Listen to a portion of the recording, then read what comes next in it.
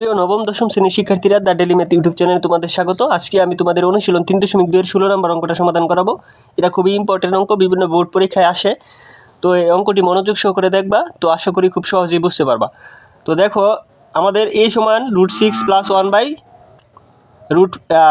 a সমান √6 + √5 হলে a⁻6 - 1 by a কিউবের মান নির্ণয় করতে বলছি। তো শুধুমাত্র এখানে এর মানটা দেওয়া আছে, তো আমরা এখানে একটু কাজ করতে হবে, তারপর মানটা নির্ণয় করতে হবে। দেখো আমরা সমাধানটা করতে পারি কিভাবে। এই সমান এটা আমাদের দেওয়া আছে, তো এখন আমরা এখানে 1/a এর মানটা বের করব, এটা আমাদের লাগবে। তাহলে 1/a এর মান যদি আমরা বের করি, তাহলে দেখো 1 আর এর মান তো আমরা বসাইতে পারি হচ্ছে কি √6 প্লাস হচ্ছে √5। তাহলে এটা যদি আমাদের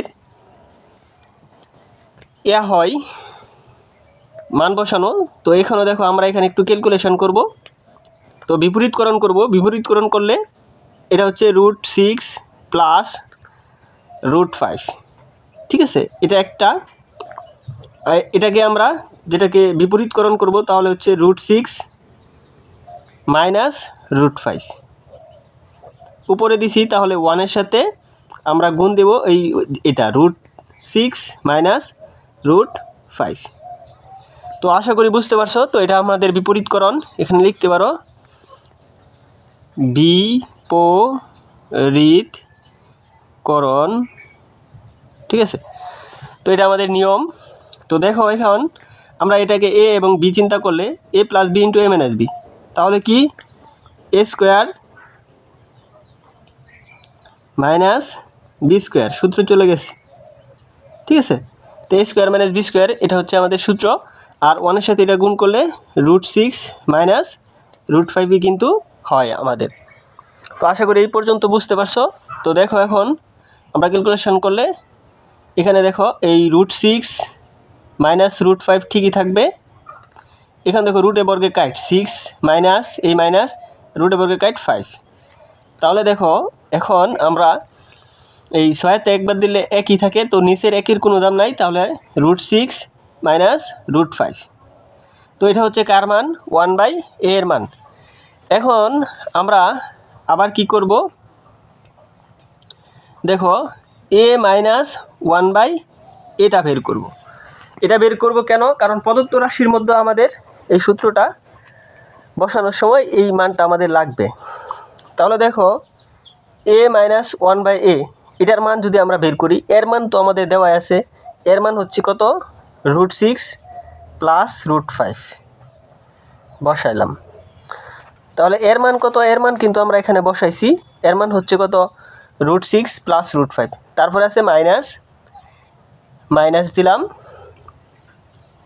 আর 1/a এর মান, এই 1/a এর মান আমাদের কত পাইছি √6 মাইনাস √5, তাহলে আমরা বসাইলাম √6 মাইনাস √5, এটাও বসাই দিলাম। তো দেখো এখন ক্যালকুলেশন করব, √6 প্লাস √5 মাইনাসে দিয়ে এগুলারে গুণ করলে হচ্ছে মাইনাস √6, আর মাইনাসে প্লাস √5। এখন দেখো আমাদের কি হচ্ছে, এই প্লাসের √6 মাইনাসের √6 কাটা, তাহলে 5 একটা এবং 5 একটা, তাহলে হচ্ছে 2√5। তো 2√5 হচ্ছে আমাদের এই এটার মান 2√5।